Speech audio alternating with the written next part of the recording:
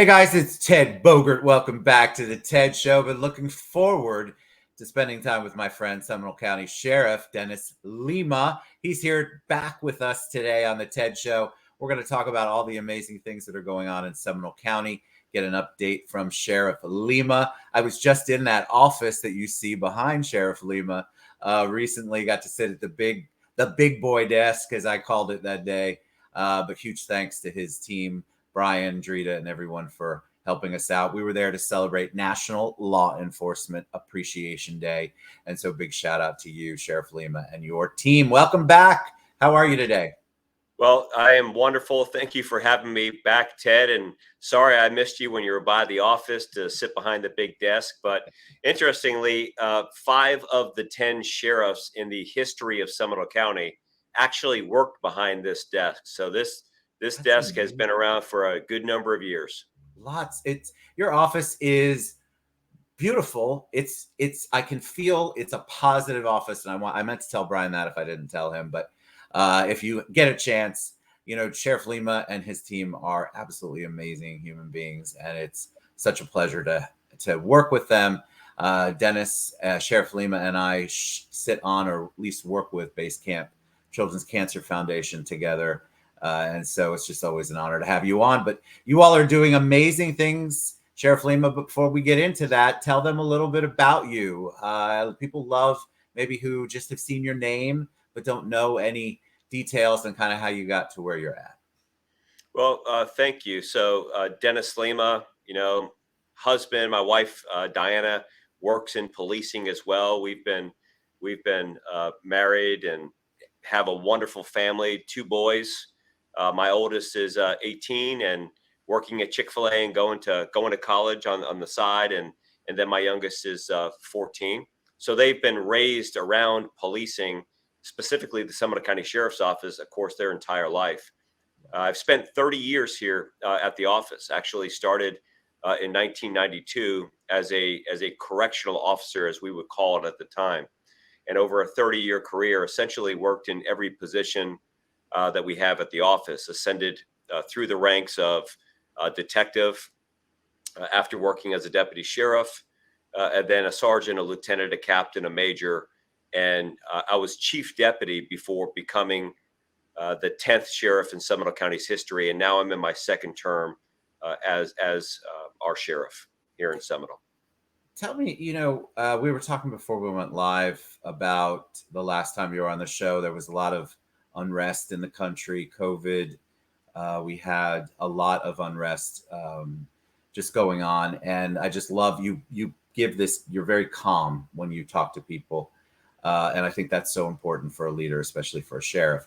Seminole County has its own brand of amazing things going on. And so one of the reasons why I wanted to have you on is to talk about that, because I think we don't learn enough about the behind the scenes and the projects that you all work on. We just know you as the person who might give me a ticket, or we don't think about all of the impact that you're making based on the programs and that you are developing behind the scenes. So tell us a little bit about what's going on in Seminole County.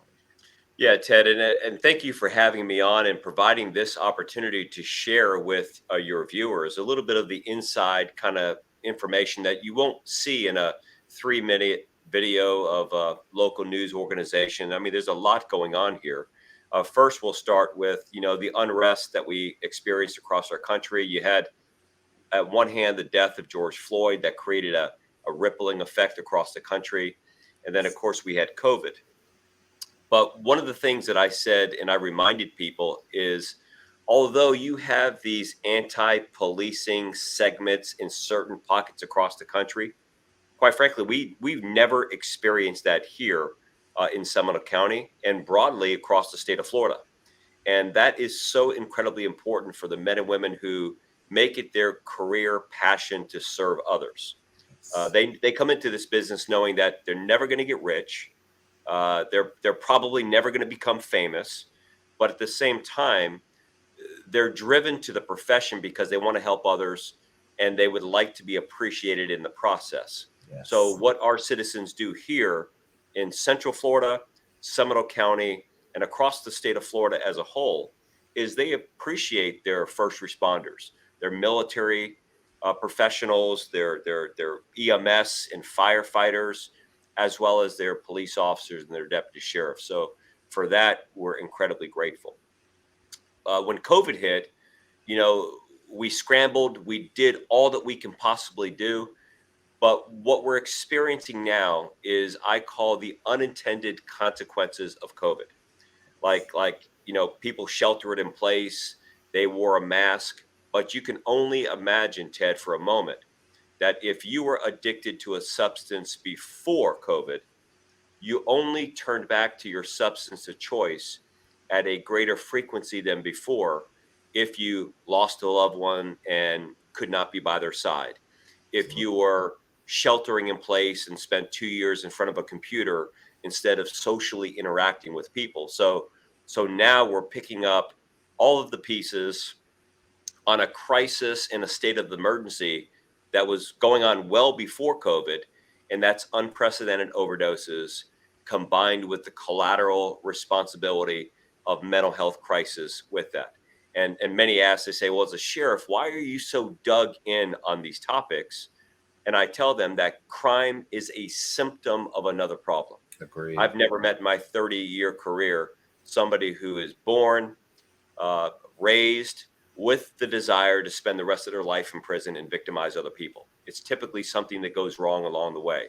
And substance use and mental health are two of the three top categories that will lead to that.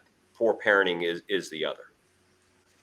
Agreed. And I think it's interesting because, they launched the National 988 for mental health this year. I think people are it's a stigma. The difficulty with mental health, especially, is there's a stigma there. People either feel like it's a weakness, or they don't know they don't believe that the services are there. They don't have the resources to figure it out. And so leaders I'm just applaud leaders like you and like your team who come in and try to find a solution to that, because talk about why, from a sheriff's perspective, from a law enforcement perspective, why you'd get into the mental health part of it versus just the arresting and getting them into prison if they've committed a crime. Yeah. So one global reason is people who suffer from untreated mental health conditions present the most significant threat and risk to themselves, to other citizens, and to police professionals across this country. We've had 2 deputy sheriffs killed in the line of duty for people who suffer from a mental health condition. But Ted, to your point, our country has scared the hell out of people when it comes to a lack of understanding of mental health. Even back to the early days with the creation of the term insane asylum. Now, insane asylum are words by definition used as a safe haven and a place of protection, a sanctuary of protection. But when I say insane asylum, for most Americans that are not experiencing mental health, it sounds very eerie. Like when you look at, horror movies in the 2023 season, or when Halloween comes up, I promise you, one of the major themes associated with haunted houses and frightening movies and frightening shows will deal with mental health conditions. And unlike a physical health problem, where if we're in a restaurant, we're at work, somebody falls down, they have a difficult time breathing, they're holding their chest, we all stop what we're doing. We run over them and render aid to the best of our ability and call 911. But if somebody's health condition is a condition of the mind and not the other parts of the body, in many cases we turn our heads the other way.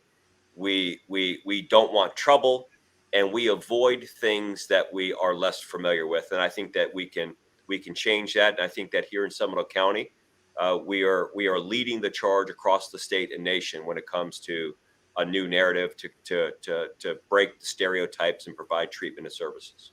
And that takes a lot of initiative and planning.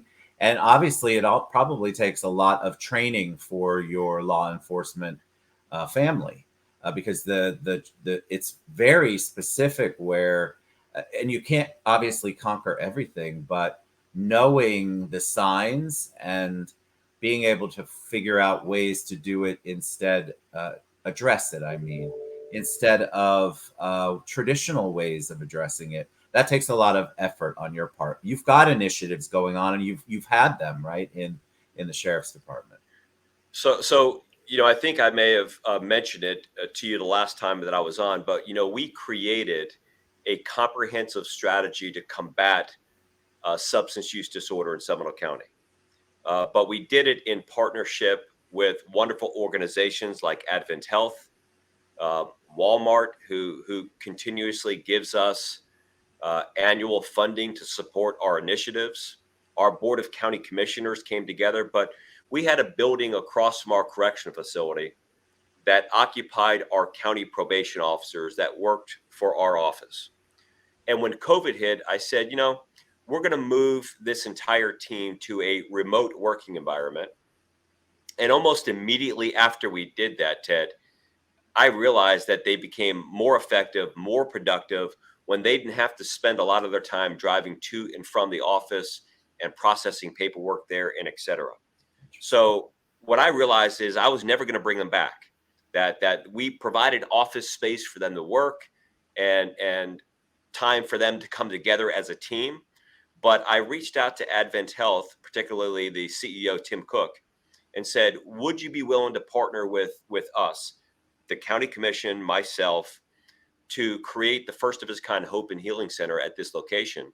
And they did, and it's been just an absolute blessing to treat all people on their journey towards recovery, uninsured, underinsured, family members that are struggling with a family member can just walk right in there and receive help, resources, and treatment.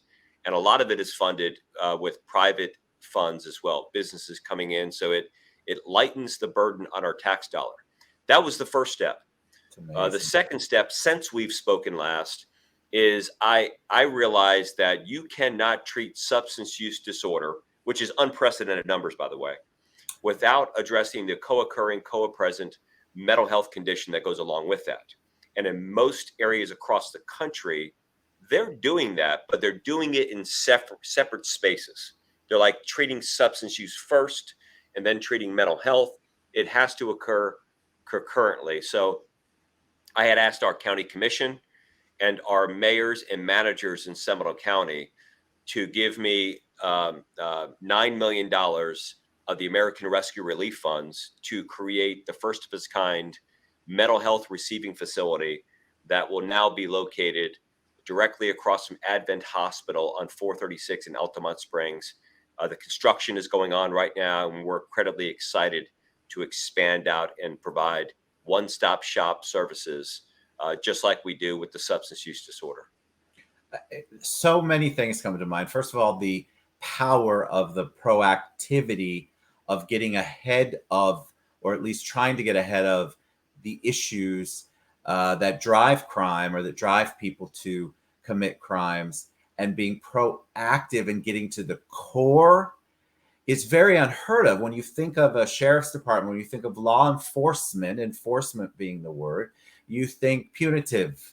What you all are doing is getting ahead of that. Actually, the way I feel, it feels to me, caring about them, getting them the help that they need and getting them the access, which to me is incredibly forward thinking and ahead of the curve, thinking outside the box when it comes to addressing the issues that you see every day. So kudos to you and your team. I think it's amazing anytime. I have a master's degree in healthcare, focus in nonprofits. So I worked in the substance abuse arena in District 7 for a very long time. And what I could tell you is everybody who was in there, it stemmed from some sort of childhood issue, mental health issue, something going on. And we were just at the time regurgitating. The recidivism rate was so high because we weren't addressing the actual problem. We were putting a band-aid on it. So kudos to you all. I think it's such a beautiful thing, Sheriff Lemma, that you all are doing. And I think that Seminole County is blessed to have you and your law enforcement team. Well, you're so kind, Ted, and I will tell you that I think that we're leading in both levels of the spectrum. Like we're giving services in healthcare, whether it's the three forms of medical assisted treatment therapy, whether it's methadone, buprenorphine, or Vivitrol, combined with cognitive behavioral therapy, even inside of our correctional facility, while at the same time, we are shaping Florida law. Our bills got passed, HB 95, that was created here and carried by Representative Plakin and Senator Broder, that makes it easier to prosecute drug dealers when they deal drugs and somebody dies. And in Seminole County, we hover around 40 prosecutions for first-degree murder, more than any other county in the state of Florida. So we're getting the people the help that they need, because I think we all now know the story of big pharma and overprescribing, and many of the realtors experience this too, because people would act like they were shopping for homes, and they weren't actually shopping for homes. They were just going into the medicine cabinets inside the bathrooms, because for many, many years with the overprescribing, our medicine cabinets were filled with these pills. Yes. It's a different environment now, different thing going on, but the mental health crisis is a real crisis, and many people really don't understand what the Baker Act is, or the involuntary admission. Like if you hear somebody that was involuntarily taken into custody in a hospital environment for a mental health condition, I think there's an expectation from the general public that, well, surely the time that you're released, you're going to be okay. And I tell people, look, if you go involuntary in the back of a patrol car to the hospital to be treated, Baker Act means you're going to harm yourself, you're going to harm somebody else. Yes. Let's call that condition crimson red. By the time that you're released, you're only a lighter shade of red. You are still absolutely in crisis, but society thinks that, okay, you're just okay. Like if you and I were having lunch today, Ted, and I said to you, you know, Ted, I think that you would be incredibly proud of me. And you said, why, Dennis? And I said, well, it's been 6 or 7 weeks since the last time I was involuntarily admitted for a mental health condition that rose to the level that I was going to harm myself or harm somebody else. You'd probably ask for the check and say, that does not seem long enough ago for you to be out and not receiving services. We can fix that. And it's powerful, and the long-term impact that your programs will have in Seminole County and your community, our community as a whole, really. I'm just excited to see that, because it's been a need that's been unmet. And I feel like you all are, like you said, absolutely leading the way. It's exciting. That's one of the reasons why, like, every time you come on, I love the positivity. I love for people to see that you are a human being, and that you have feelings and you care, and get rid of some of those crazy stereotypes about our law enforcement. Know that you guys make sacrifices. You guys and gals make sacrifices every single day, and it's just such a beautiful thing to hear somebody speak compassionately about their community like you do. 2 questions before we head out. The first is, like I mentioned earlier, recently it was Law Enforcement Appreciation Day, the National Law Enforcement Appreciation Day. What can we do? What can we do as citizens to appreciate you? You know, Ted, you hit on it before, and for me, it is important for us to change the narrative. So we talk about, heck, we call ourselves law enforcement officers. It's Law Enforcement Appreciation Day. But again, it's not one day, right? It's making the men and women that wear the uniform and serve the community proud to serve, like continuing to receive requests from our children to show up on career day in elementary school and talk about the noble profession of policing. But Ted, you hit on it before, that we overemphasize in this business enforcement. Like I argue that good, effective policing, enforcement is just one component of effective policing. But sometimes when we talk about it, I think that what rises to the mind always when we use the term enforcement is just the authority and the apprehension, right? I mean, the sexiest part about this job, the part that they make movies about, they write best-selling books about, they have television shows and songs about, is the apprehension of the offender. And that is an important part. Sometimes community policing and rehabilitation or rehabilitation starts there. But I think that policing as a whole is what we do. And the appreciation, although nice on Appreciation Day, it tells us we're not forgotten. We're appreciated. I think what goes a long way is the pat on the back in the restaurant, the thumbs up, the simply thank you for your service is much more rewarding to the people called to this profession than even a memorandum or an award that I can bestow upon them for heroic activities. Keep doing that. Our Central Florida community particularly does such a phenomenal job, which allows us to continue to recruit the best of the best. So thank you all for that. Perfect. And last question, my friend. You're, in my eyes, you're a veteran. You have been a public servant almost your entire career, if not your entire career. So I think of you all as heroes, of course. When I say the word hero to you, though, who's the first person who comes to mind? So when I think of hero, particularly here in Seminole County, I talk about 6 names that are etched in stone at our memorial monument in front of this building. Their photographs and stories of their heroic actions don our walls as soon as you walk into the sheriff's office building. It's the reason why every day we wear a Roman numeral number 6 to fulfill our commitment to never forget their sacrifice.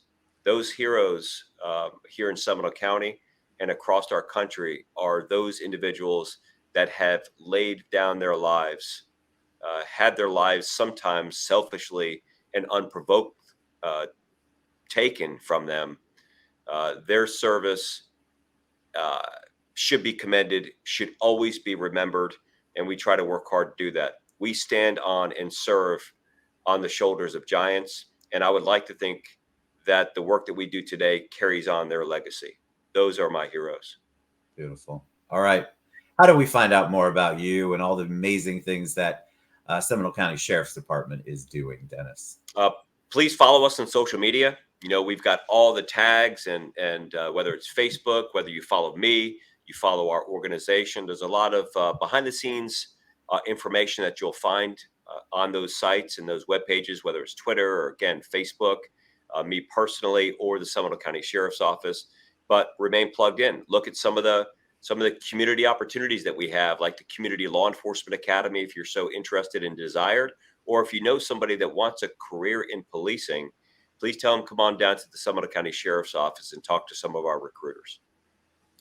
Thank you. Always a joy to have you on. I appreciate your heart. I think what you do, giving back, you and your team, you create an environment at the Seminole County Sheriff's Department that allows that to be perpetuated and given back into the community. So kudos to you. I appreciate you so much, my friend, and thank you for your service. Truly, it means a lot. All right, everybody. Sheriff Dennis Lemma, reach out. You can go to the website or on social media, but get involved. You guys are always asking me, how can I get involved? How can I do more? A lot of people ask me, how can I give back to the men and women who serve? And so you can find that all over social media. Thank you so much, Sheriff Lemma. We'll see you guys soon.